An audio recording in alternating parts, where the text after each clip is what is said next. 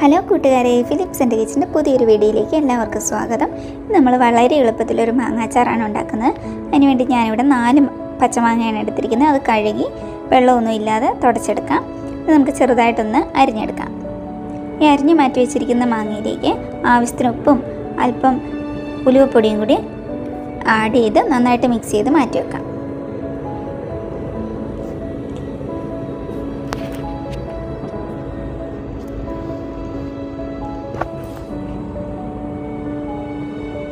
ഇനി ഒരു പാനിലേക്ക് അല്പം എണ്ണ ഒഴിച്ച് കടുക് പൊട്ടിച്ചെടുക്കാം.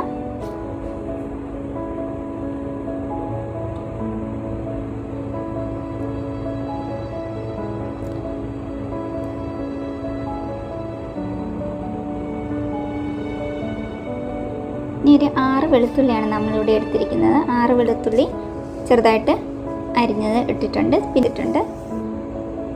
പിന്നെ ഒരു ചെറിയ കഷ്ണം ഇഞ്ചി, ആവശ്യത്തിന് കറിവേപ്പില ഇട്ട് കൊടുക്കാം. ഇതെല്ലാം നന്നായിട്ട് മൂത്ത് വരുമ്പോഴേക്കും നമുക്ക് പൊടികൾ ഇട്ട് കൊടുക്കാം. 1 സ്പൂൺ മുളക് പൊടി,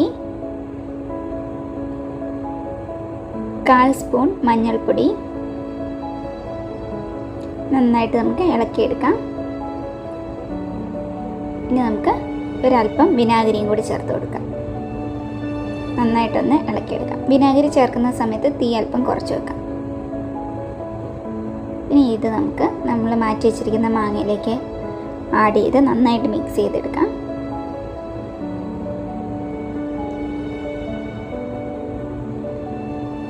ഇതാണ് നമ്മുടെ ടേസ്റ്റി ആയിട്ടുള്ള മാങ്ങ അച്ചാർ റെഡി ആയിട്ടുണ്ട്.